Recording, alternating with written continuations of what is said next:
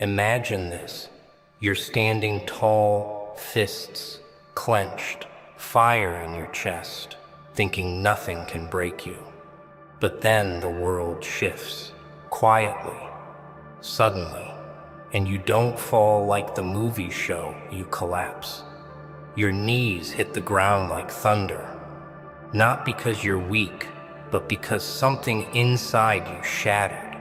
That's when it hits you. This isn't just defeat. This is surrender, not to others, but to the weight you've been carrying for too long. The dreams that didn't work, the voices that tore you down, the pain that stayed even after the people left. And in that moment, when darkness finally wins, you don't just fall, you kneel. It never feels like destruction at first. Darkness doesn't barge in with noise. It arrives in whispers. It doesn't wear black armor or announce its presence like a villain in a movie. No, it wraps itself in routine. It disguises itself as boredom, as fatigue, as just another day. You wake up with a little less energy. You laugh a little less deeply. The things that once made you feel alive begin to lose color. You start moving through life like a shadow of who you were, but you don't see it because the change is quiet, subtle, and that's what makes it deadly.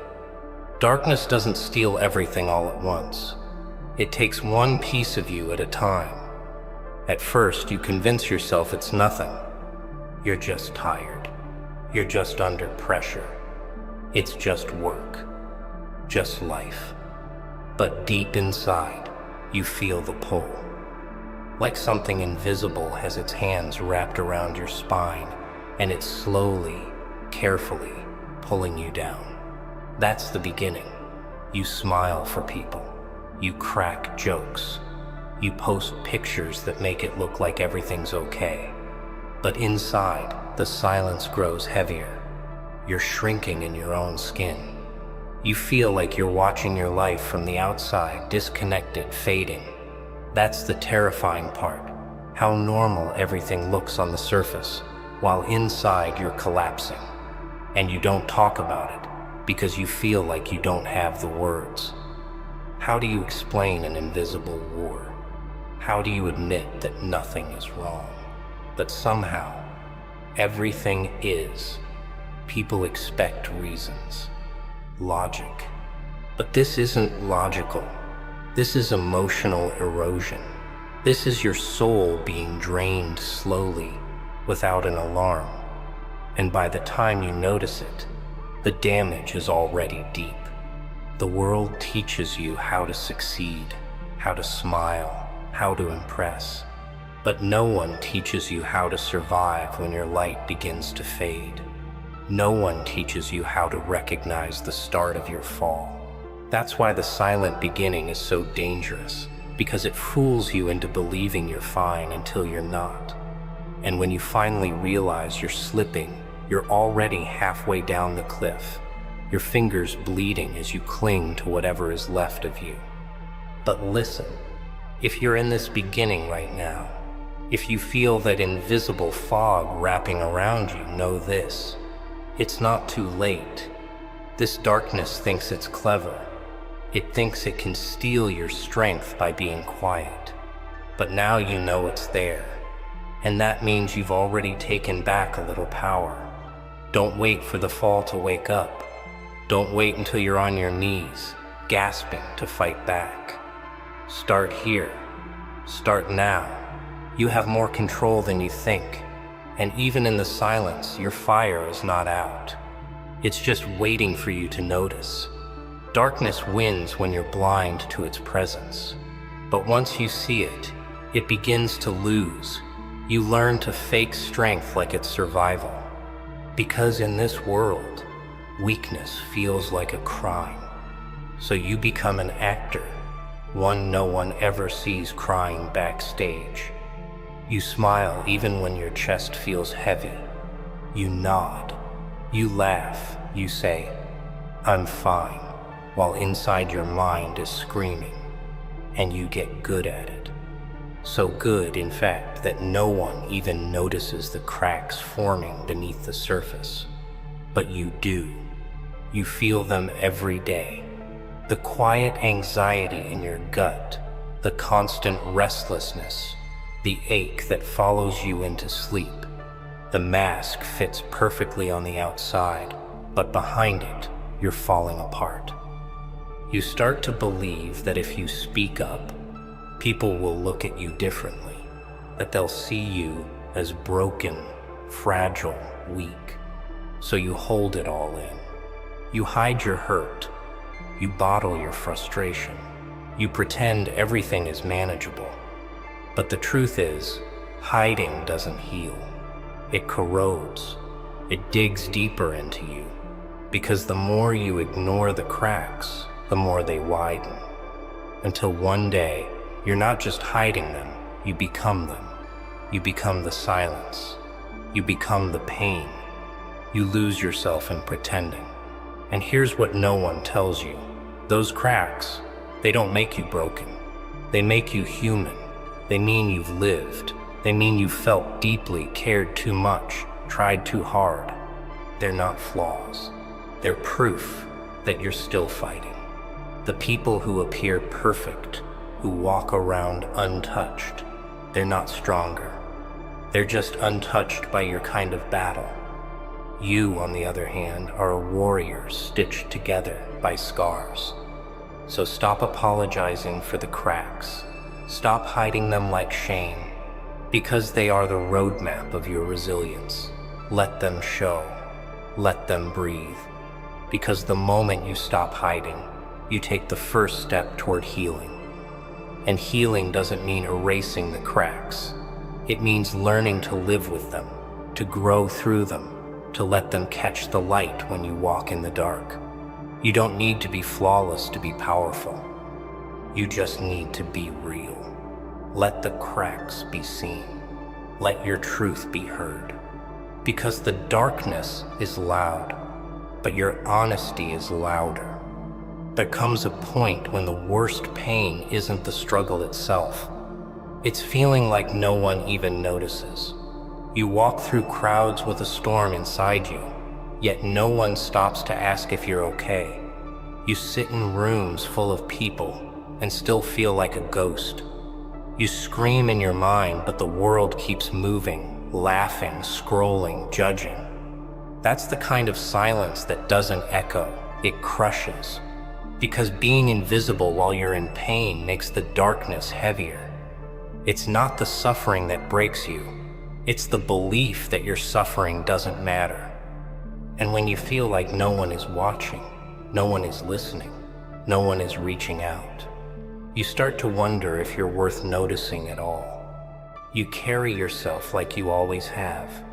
You show up to the same places, wear the same smile, keep the same tone. But inside, you're fading. And when the world looks away, it sends a message. You're on your own. And that message doesn't whisper. It haunts. You start to question your own feelings. Maybe you are being dramatic. Maybe it is your fault. Maybe you just need to be grateful and stop complaining. That's the poison of being ignored. You begin to doubt your own truth.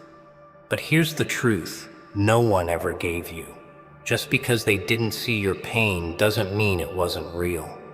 Just because no one noticed your tears doesn't mean you weren't drowning. Some people are too distracted, too self-absorbed, too numb to see what's in front of them. Their blindness is not your weakness. Their silence is not your worth. Sometimes you'll suffer in shadows not because you deserve it, but because this world doesn't always reward quiet pain. But that doesn't mean your battle is meaningless. It means your strength has grown in places where no one clapped. It means you became your own lifeline. And maybe that's not fair, but it's powerful. Because the ones who rise without being noticed, the ones who keep fighting when no one's watching, they become unstoppable. You see, when the world looks away, it gives you something rare, the chance to become someone who doesn't need validation to survive. Someone who knows their value even in silence. Someone who doesn't break just because no one saw their fall. That kind of strength, that's untouchable. That's permanent. So if you feel invisible today, if you're hurting in places no one sees, let this be the voice that tells you, you are seen. You are not lost. You are not alone. The world may have looked away, but you don't need their eyes to be real. Your existence is not dependent on their attention. You matter, even in silence. You're rising, even if no one's clapping. You're surviving, and that is more powerful than anyone who looked away will ever understand. There's a moment in every fight when your strength finally runs out. Not the kind of tired you shake off with sleep. Not the kind of pressure you fix with a break. This is deeper, heavier. It's the moment when your shoulders drop, your breath tightens, and your knees give way. Not because you chose to kneel, but because the weight became too much to carry. That is the kneeling point, and it is terrifying. You're not just exhausted, you're emptied. You feel like you've poured every ounce of energy, will, and hope into holding on, and yet it still wasn't enough. You reach that point thinking you'll break, thinking you've lost. But here's the secret truth no one tells you.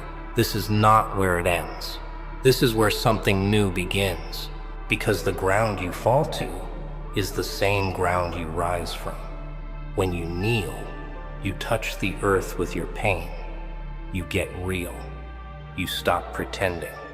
You see yourself for who you are without the weight of expectations or performance. And for the first time, you're face to face with your truth, raw, vulnerable, unfiltered. And that truth, that's your power. It's not weakness to kneel. It's not surrender. It's a moment of transformation. A moment where the mask falls and the soul speaks. In that place, you meet the part of you that has nothing left to prove and nothing left to lose. And that's where real power is born. Because from that low point, you begin to rebuild, not from the outside in, but from the inside out. You learn to stand, not because someone pulled you up, but because something inside refused to stay down. That moment of kneeling humbles you. It teaches you. It shatters your ego, but sharpens your focus. You realize who was real and who vanished when your shine faded. You learn that your worth was never in your success, your popularity, or your image. It was in your ability to feel, to fight, and to keep going. And when you finally rise from that kneeling point, you rise different. You rise clearer. You rise not with arrogance, but with unshakable calm. Because now you know what you're made of. Now you've seen yourself in the dark and didn't run. That's what makes you dangerous to the darkness. Not because you never knelt, but because you did, and you stood back up anyway. And that, right there, is where everything changes. There's a war that no one else sees, a war that lives behind your eyes. It doesn't wear armor. It doesn't shout across battlefields. It whispers in your own voice. The monsters within aren't made of blood and teeth. They're made of thoughts, doubts, regrets. They crawl through your mind, disguising themselves as truth. They tell you you're not enough, that your efforts are pointless, that your best will never be good enough. And the worst part, sometimes you believe them, because they sound like you. These monsters aren't loud, they're smart. They wait for quiet moments when you're alone, when you're tired, when your guard is down. That's when they creep in and plant seeds of self-destruction. They remind you of everything you've ever done wrong. They replay your failures like a broken record. They say things like, "You'll never make it," and "Everyone's better than you," and "Why even try anymore?" And those voices feel so real, so sharp, that you begin to shrink. You stop chasing your dreams. You stop speaking your truth. You stop believing in yourself, not because the world said you couldn't, but because the voice inside convinced you to surrender before the world ever had the chance.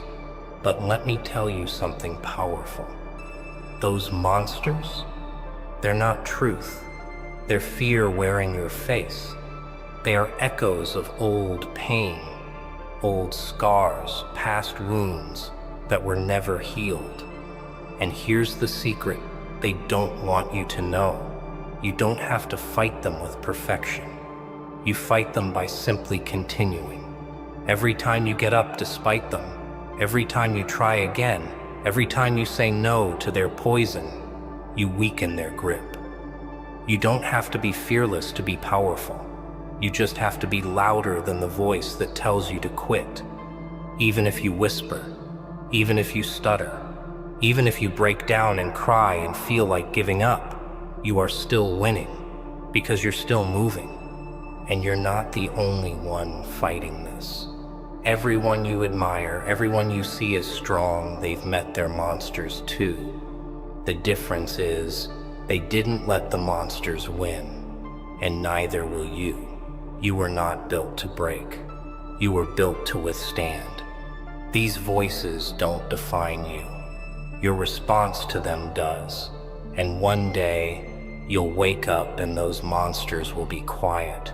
Not because they disappeared, but because you became louder, stronger, smarter. You'll stop asking, "Why am I like this?" and start saying, "I've made it this far. I'm not stopping now." You are not your thoughts. You are the fire behind them. And fire doesn't kneel. They thought you'd stay down. That once the darkness got you on your knees, you'd never rise again. But they forgot one thing. Some people are built in fire. And fire doesn't die in the dark. It grows. You didn't just survive the fall. You became the storm they never saw coming. And now, the silence that once broke you, it obeys you. So stand, not for applause, not for revenge, but because kneeling was never your ending, it was your awakening.